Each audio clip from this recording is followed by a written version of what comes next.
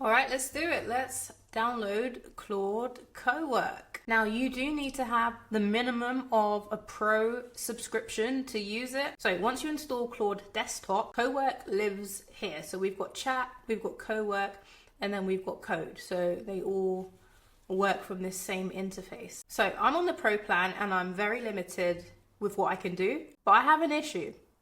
And I'm going to show you. This is my issue. Don't judge me.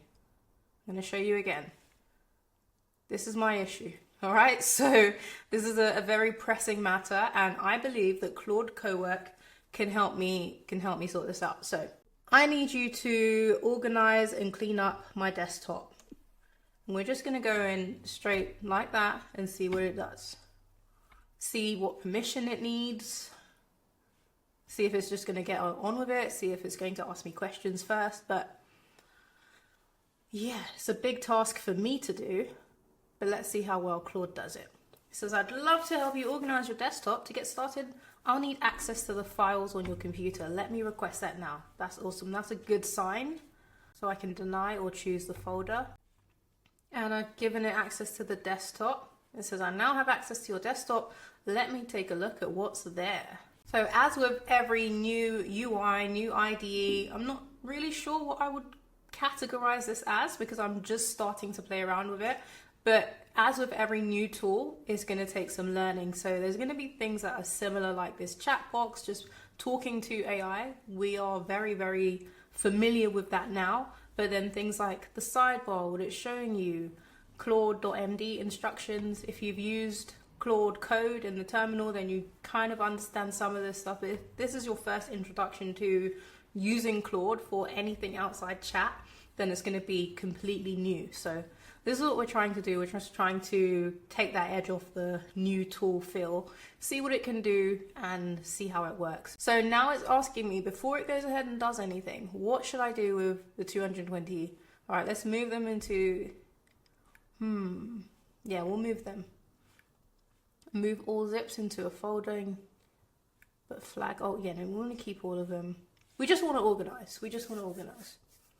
So I have done an organization task before. I had OpenClaw go in and organize my downloads folder, which, oh, you can see it happening in the background. Look at that. That's amazing. So OpenClaw did the same thing, and it was like magic watching it go through and clean up my entire downloads folder. It created images, separated those folders into PNG or different generated images and different kinds of stuff, audio, video, such an amazing job. And these are things that genuinely would be difficult to sit down and do. Like they would genuinely take a lot of time to categorize, organize properly, and not just by kind, because you can tell it, I want these sorts of images. As I said, OpenClaw managed to organize by the generation model. So I had anti-gravity generated images and ChatGPT generated images in separate folders. And again, not something I would even think of doing, but it's been very useful. So this was a success. This is what my desktop looks like now. We've just got folders and some shortcuts to some desktop apps that I created. And yeah, that's a huge improvement. So what's left on the desktop? It's clean and intentional, blah, blah, blah, blah, blah. That's great. That worked. But let's see what else this thing can do. So in the sidebar, progress, it's told me what it's doing and it marks everything off. Add a question or recommend a change. Okay, so if we just tag that, we can talk to that step in the process. We've got only the latest 3 models. So we've got Haiku. Okay, I thought it was a Haiku 4.6. And context. This is not something that needs context, but I'm guessing you can just drag and drop context. No. Track tools and referenced files used in the task. Okay. All right. Okay. Let's see. Schedule.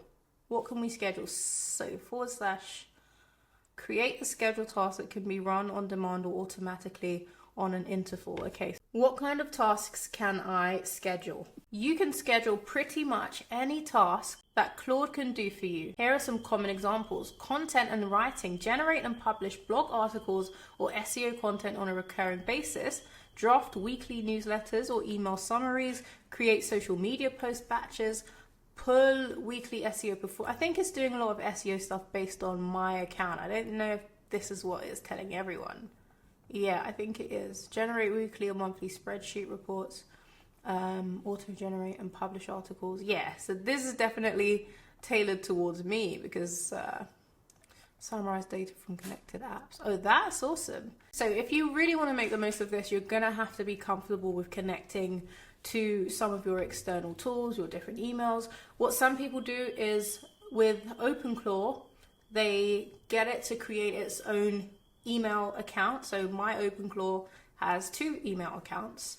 I'm not going to get into why, but you can get it to create its own email, Gmail or Outlook account. You can also get it to create email accounts based on the different types of services that it's going to be using. And then your desktop OpenClaw, of course, is going to use a completely different email account and system to the cloud version of it. So I'm thinking similar with Cowork. But I also noticed with anti-gravity and things like OpenClaw, you can tell it to do things with your application. So one of the things like that, and something that always takes me time to do, and not even a crazy amount of time, it's just I didn't really want to do it. And I got OpenClaw, I got anti-gravity to set up the email accounts for one of my domains, and then it downloaded those profiles and then it installed it in my mail app. And then I just had to go to profile and, click install or click accept.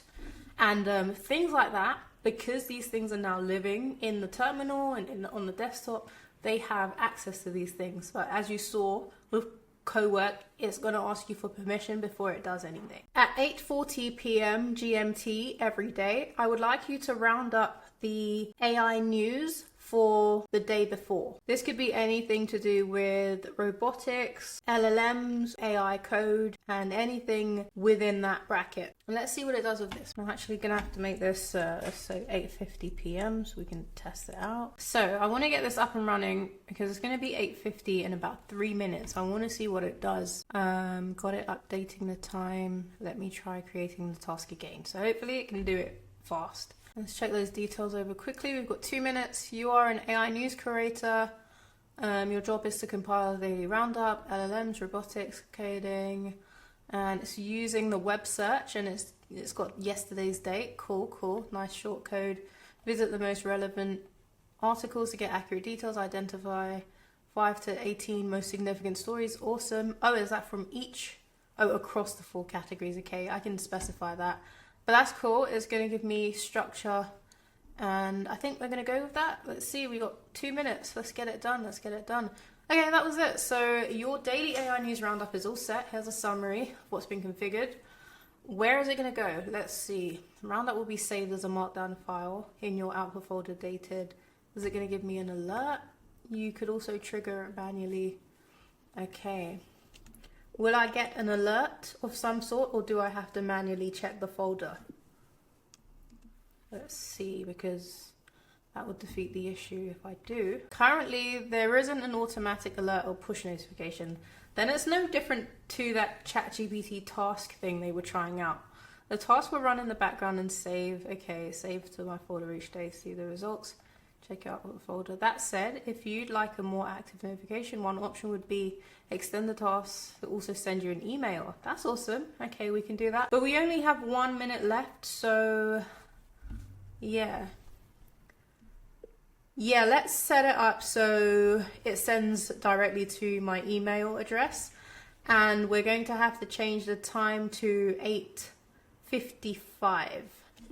So I just really want to check out the inbuilt features before moving on to things like creating our own skills, creating memory files and things like that. Okay, so it did do the 8:50. Let's see what it does. So either way, it's running it, is searching the web. If it goes directly to my email, I'm not going to see any of this. It's going to do this in the background and then send it to me. What I don't know is if this works when the laptop is off. It should do, but again, if it doesn't, then it's kind of like the initial, that ChatGPT tool. And I have seen people asking what's the difference between this and ChatGPT, because of course ChatGPT also has codecs and they're kind of playing in the same field. I would say the difference personally, based on just coding with each of the tools, would be the quality. ChatGPT is great for some things. I don't really find myself using it for technical things. I might go to it for something quick because it's just this like typing in Google. I go to ChatGPT, but I think head to head, I'm gonna have to put them head to head to see exactly what it's like when they're doing the same tasks. Okay, so here's what it's done. This is the document it's created, the roundup. And of course, keep in mind, you can tell it the format that you want it in. You can tell it if you want it to give it to you in, language for written at a grade 3 level, without the jargon and things like that. But I just told it, just round it up and give me it. And this is what it's done. And what's funny is, a year ago, the time it would take to build something like this, I actually built an AI news aggregator, and this is just a single skill. And this is what people are saying, how many things that people have built that are slowly, one by one, being taken over by the giants. So something that would take a SaaS or a desktop app, these tools are slowly but surely becoming able to do those tools' main purpose and better because they're so hyper personalized. So now I don't have to go and build this. I can connect it to Gmail and it's going to send me the newsletters. You'll sign up to a newsletter. Now and then you're going to get marketed to. Maybe you don't want to be marketed to. You set up your own schedule. It gives you hyper specific search queries, things that you know that you're interested in, and sends it directly to your email. And you can tweak it, personalize it. So many things, so many things. So before I wrap this up, I'm gonna try and get it to send the same summaries to my Gmail, see how smooth that workflow is. I know it's gonna be super smooth because I know it's easy to connect to email accounts. Let's get this connected to my Gmail so it sends me this roundup at 9 p.m. every day. Let's see. Okay, to make this work, I need to connect to Gmail. Awesome, it's just a button. Draft replies, okay. Opens in a new window. So as you can imagine, I went through the Google OAuth screen, gave it access. So signed in, gave it access. Then it brought me back to Claude Cowork and it says, do you want to send the emails directly or create a draft? And now we're trying, we're racing against time. So it says, got it, I'll update the existing task, change the time to 9 p.m. and add the Gmail send step. So can it do it in the next minute is the question. And then I'm going to check my email. Okay, update, quick. I just want it to send. Okay, cool. So you'll start receiving it tonight. Just make sure to connect Gmail using the connector. I've done that already. It's almost 9 p.m. and I've got my email loaded. I can see you allowed Claude for Gmail access. Let's see. Is it sending bang on 9 or is it going through the generation process? Oh, it says, one heads up, Gmail connector currently supports creating drafts but not directly sending emails. Oh, I didn't see that. So this would require using Gmail's SMTP via a different method. So I'm not going to get that email. So that sucks. Okay, create a draft in you'd hit send yourself. Well, that doesn't, there's not much point in that. But anyway, that concludes that. It wasn't the success that I'd hoped for. This is going to require an extra step to just send it directly to my email. So yeah. In the next video, I'm going to do a deep dive on skills and how you can build out your own skill set and workflows for your own different use cases. Now keep in mind, I am brand new to Claude Cowork also. So this is going to be me learning and discovering trying things out as I go. So if that's something that you want to see, like, subscribe, and comment for more, and I'll be back on the next one.